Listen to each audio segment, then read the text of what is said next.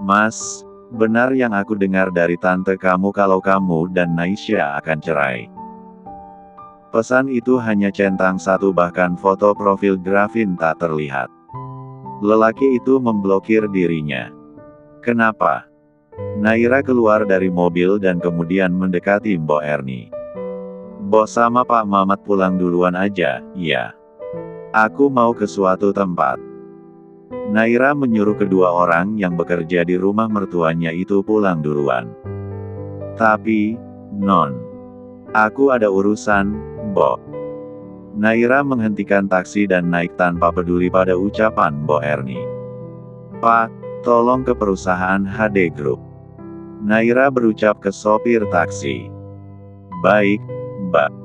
Taksi itu meluncur menuju alamat tujuan. Naira terus menatap pesan yang hanya centang satu. Kening Naira terus mengerut karena Gravin memblokir dirinya. Sejak kapan? Apa sejak pertemuan beberapa bulan lalu dengan Radevan?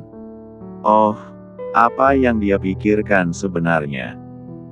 Setiba di depan perusahaan HD Group, Naira membayar taksi dan dia tidak langsung masuk ke dalam. Menimbang-nimbang apakah dia masuk atau tidak. Astaga, apa urusanku dengan mereka? Biarkan saja. Toh, dia juga gak peduli sama aku. Naira memukul kepalanya berulang kali. Mending aku pulang aja. Aku gak boleh nyari masalah. Baru beberapa langkah, perutnya tiba-tiba saja sakit. Naira memegangi perutnya seraya berjalan terlatih. Niatnya mau mendekat ke pohon besar depan perusahaan itu untuk duduk. Ah! Naira tidak sampai pada pohon itu, dia hampir jatuh lunglai ke tanah jika tidak ada yang menangkap dirinya. Naira! Suara itu milik Gravin. Menangkap dengan cepat walau keduanya hampir jatuh bersamaan. Sakit, Mas. Naira menggigit bibirnya karena rasa sakit yang mendera di bagian perutnya. Naira! Ya ampun! Gravin mengangkat tubuh Naira. Menggendong ala film-film romantis, bedanya Naira kesakitan di bagian perutnya. Ano, mobil! Teriak Gravin. Ano langsung bergerak cepat. Gravin membawa Naira ke dalam mobil, mendudukan dengan posisi ternyaman lalu Gravin memutar mobil dan masuk ke dalam mobil. Menyandarkan kepala Naira ke bahunya. Mas, ini sakit sekali. Naira meremas tangan Gravin kuat. Astaga, kenapa menjadi seperti ini? Tarik napas, buang napas. Gravin terus saja melontarkan kalimat itu. Ano, lebih cepat. Gravin memberi perintah ke Ano. Baik, bos. Ano membawa mobil dengan kecepatan tinggi. Naira terus saja meremas tangan Gravin dan Gravin membiarkan itu walau kuku-kuku Naira menusuk pada kulit hingga ke daging. Bahkan mulai mengeluarkan darah dari bekas kuku itu. Ano benar-benar seperti pembalap, sehingga hanya butuh beberapa menit untuk sampai ke rumah sakit. Para tim medis langsung bergerak cepat membawa Naira ke ruang pemeriksaan. Gravin bersama Ano was-was di ruang tunggu. Apa dia mau melahirkan? Gravin bertanya kepada Ano. Gak mungkin, bos. Ano menggelengkan kepalanya. Kehamilan Nona Naira sepertinya masih 6 bulan, bos.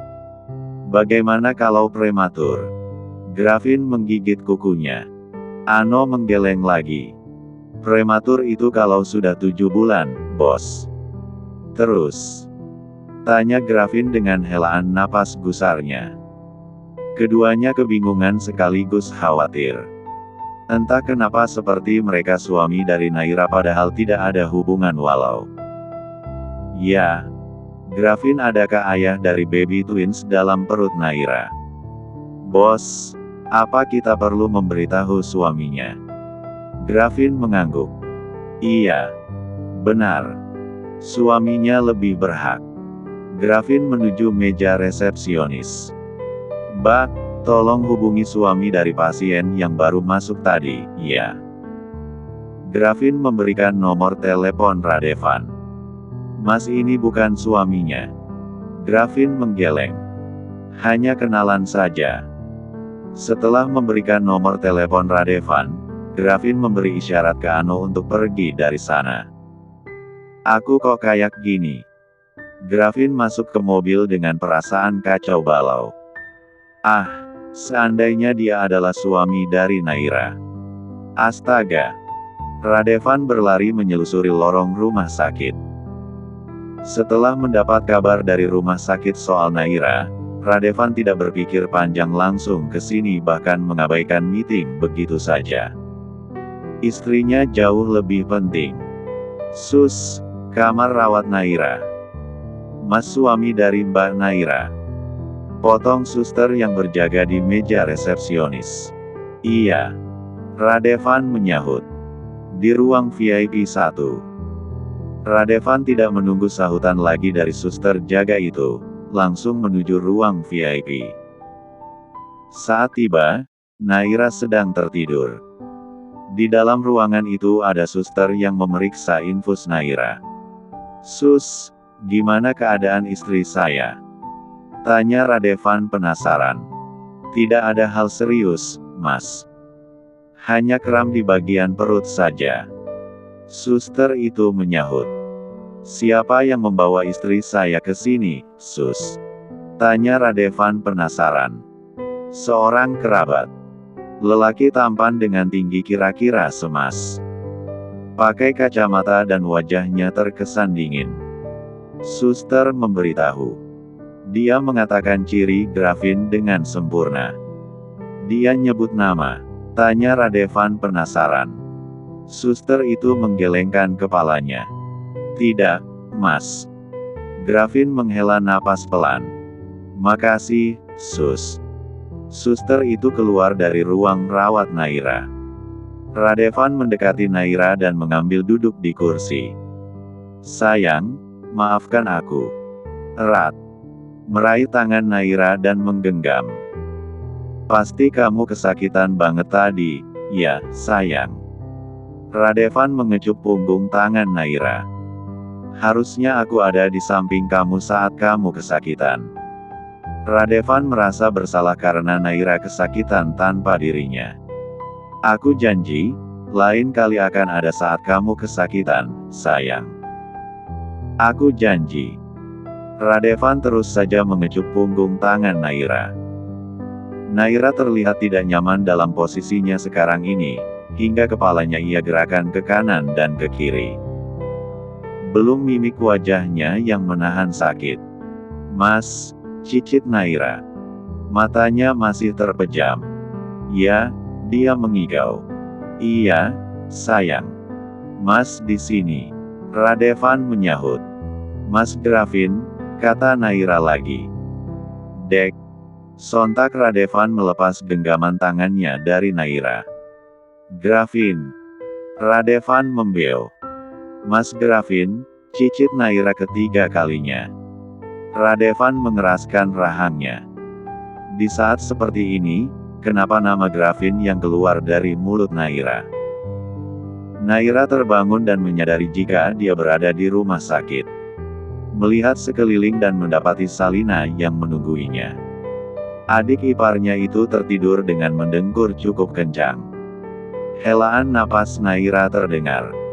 Ia mengingat kejadian sebelum berakhir di rumah sakit. Astaga.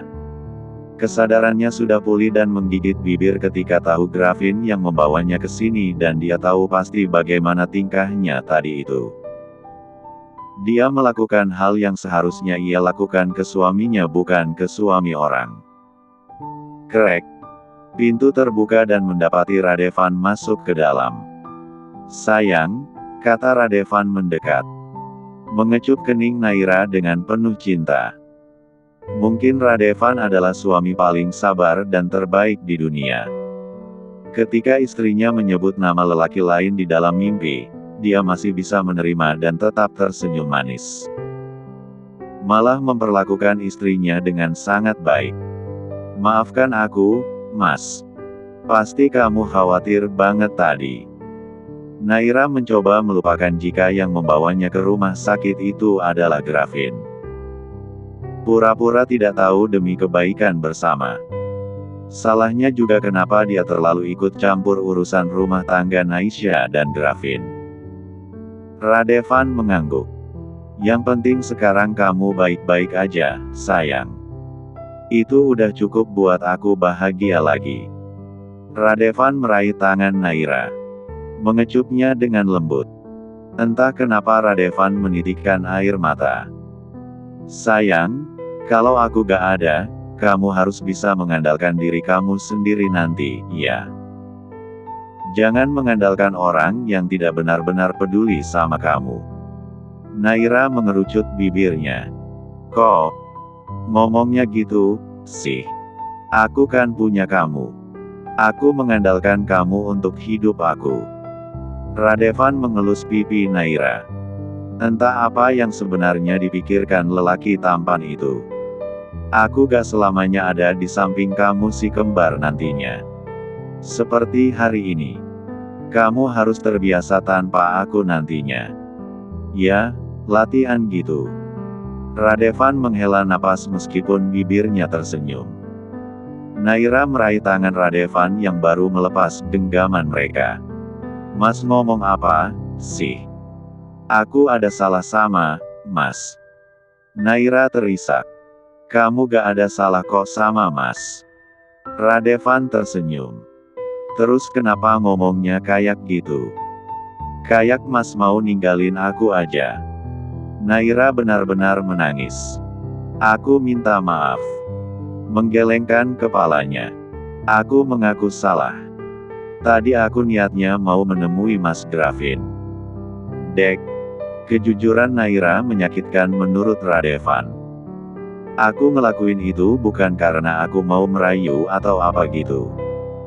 Aku kesana karena aku dengar dari tantenya Mas Gravin kalau Mas Gravin mau menceriakan Naisha. Radevan mendengar walau terasa sangat menyebalkan mendengar nama Gravin di tengah obrolan mereka. Radevan kira dia bahagia belakangan ini tanpa nama Gravin karena lelaki itu menghilang dari jarak terdekat mereka, tetapi ternyata datang lagi dengan cara lain. Mengganggu ketenangannya dengan sang istri. Sebagai seorang kembaran dari Naisha, aku merasakan sakit atas apa yang terjadi dengan Naisha. Naira menjelaskan. Radevan masih diam. Tapi aku gak jadi masuk ke kantornya kok, Mas. Aku sadar kalau aku gak ada hak untuk ikut campur dalam rumah tangga mereka. Mau Mas Gravin menceriakan Naisha, mau bertahan atau jungkir balik sekalipun, itu bukan hak aku untuk ikut-ikutan. Lalu, itu pikiran Radevan saat ini. Tapi pas aku mau pergi, perut aku tiba-tiba aja sakit dan saat itu Mas Gravin nolongin aku. Aku gak bermaksud. Aku percaya sama kamu, Naira, potong Radevan cepat. Kalau Mas percaya sama aku, terus kenapa Mas ngomong kayak gitu? Kenapa Mas ngomong seolah-olah Mas mau ninggalin aku kayak Gravin ninggalin Naisha? Apa aku gak bisa tetap bersama Mas? Radevan tersenyum seraya mengacak rambut Naira gemas. Aku juga gak mau ninggalin kamu, sayang. Tapi takdir Tuhan itu sulit untuk ditebak. Kita gak tahu gimana jalan ke depannya. Walau aku bilang ingin tetap bersama kamu selamanya, kalau takdir kematian di depan mataku, bagaimana aku melewatkannya? Bisakah gak bahas soal kematian, Mas? Aku makin gak karuan ini. Naira semakin terisak. Radevan memeluk Naira. Aku hanya mengandai-andai, sayang. Kap. Radevan mengecup pucuk kepala Naira. Tidak terasa dia ikut menangis walau ujung-ujungnya ia hapus secepat mungkin. Yak. Lo mau mati. Radevan dan Naira menoleh ke Salina yang tertidur di sofa. Ternyata cewek cantik itu sedang bermimpi. Radevan tertawa, Akan tetapi tawa Radevan terhenti saat Naira mencium bibir sang suami dengan sangat menuntun. "Sayang, ini rumah sakit," cicit Radevan di tengah ciuman mereka. Dia harus waras agar tidak menyentuh istrinya di sembarang tempat apalagi sebelum melahirkan. Naira melepas ciuman itu. "Aku itu hanya minta ciuman bukan hal lain." Naira kembali membaringkan tubuhnya dan membelakangi Radevan. "Kesal, ah." Naira mengucapkan itu, tapi tetap saja tersenyum manis sembari memegangi bibirnya. Biasanya dia tidak mencium Radevan duluan, tapi hari ini dia melakukannya. Luar biasa. Naisha menghela napas kasar berulang kali. Dia berada di butik, tapi butiknya tutup karena ketiga temannya datang untuk minum-minum. Di sini tidak akan ada yang menegurnya karena di area kuasanya. "Jadi, si dingin nan arogan itu mau menceriakan lo?" tanya si rambut pendek. Naisha meremas kaleng bir miliknya yang kosong hingga peyot. "Sialan." Lalu melempar asal. "Gue gak tahu di mana akal sehatnya berada. Gue udah berjuang keras untuk mendapatkannya, tapi dia malah memilih menceraikan gue." Naisha marah sekali. Mungkin karena hubungan kalian didasari kebohongan, makanya gak bertahan lama. Si rambut panjang hitam legam itu berbicara. Naisha menatap tajam. "Gue mengatakan kenyataan. Lo kan memanipulasi keadaan. Dia itu nyari Naira. Dia pikir lo itu Naira dan gilanya lo malah mengaku-ngaku kalau foto itu lo bukan Naira." Si rambut hitam bernama Lola itu menjelaskan lagi. "Benar. Lo mengambil kesempatan dan dia bego." Si rambut pendek bernama Mika itu membenarkan ucapan Lola. Naisha mengeraskan rahangnya. "Lo bayangkan saja kalau dia tahu lo bukan Naira di bawah hujan dengan dress merah sembari mengutip bunga mawar. Apa yang akan dia lakukan ke lo? Bukan hanya menceriakan, mungkin dia akan melakukan lebih dari itu." Pamela rambut panjang warna blonde itu menimpali. "Gue mencintainya dari pandangan pertama. Lagian, Naira sudah mendapatkan semuanya. Gue hanya merebut satu bukan semua." Naisha membela diri. Kasih sayang papa dan mama terasa lebih ke dia. "Dia juga punya pacar tampan bernama Arjuna walau gue gak pernah melihat secara langsung, tapi Naira selalu bercerita dan aku yakin dia sangat tampan."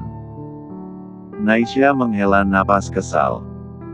"Lagian, gue yakin banget kalau Naira gak mungkin menerima Gravin karena Naira gak jomblo.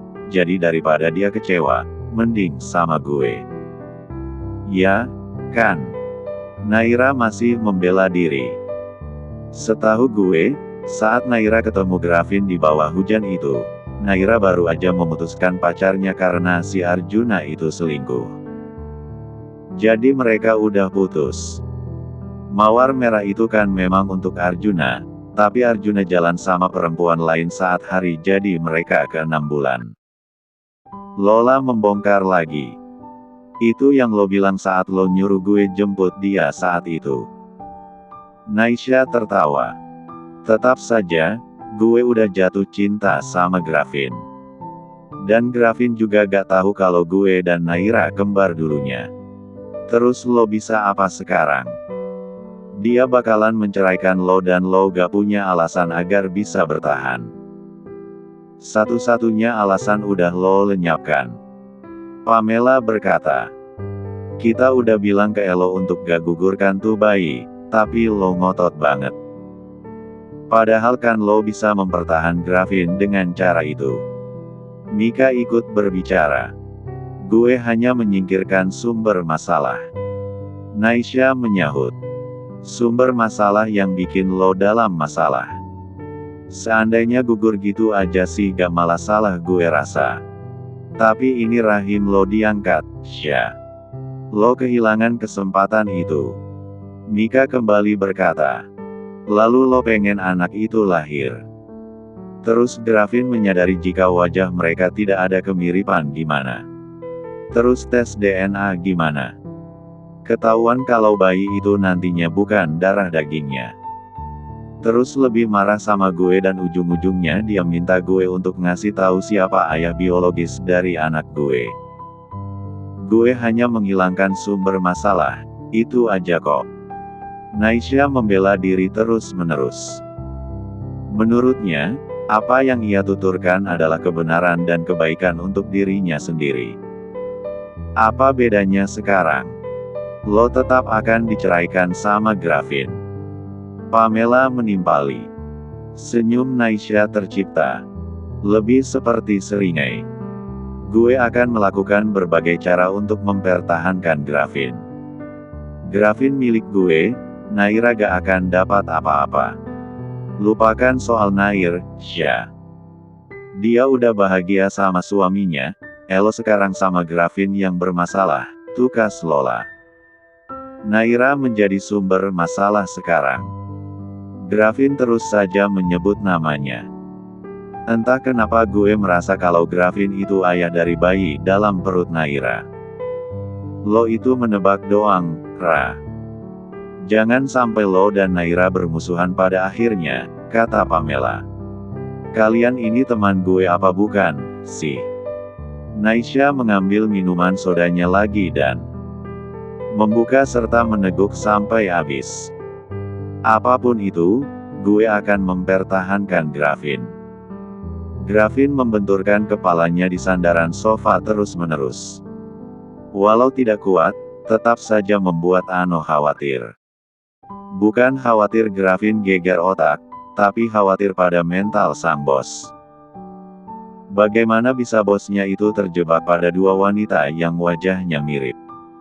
Ano memang sadar betul jika Gravin dari dulu hanya mencintai Naira, tapi Naisha mengambil alih semuanya. Dan soal kehamilan Naira, sebenarnya. Oke, lupakan. Dia tidak punya hak menuturkan apa yang sebenarnya terjadi malam itu. Bos khawatir sama Nona Niara. Biar saya cari tahu. Kebetulan salah satu anak buah saya itu istri bekerja di rumah sakit itu. Ano menawarkan bantuan. Gravin langsung menoleh ke Ano dengan semangat, tapi kemudian dia menghela napas kasar.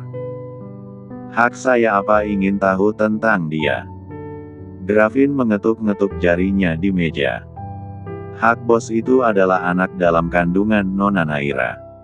Ano memperjelas. Tapi saya bukan suaminya, Ano.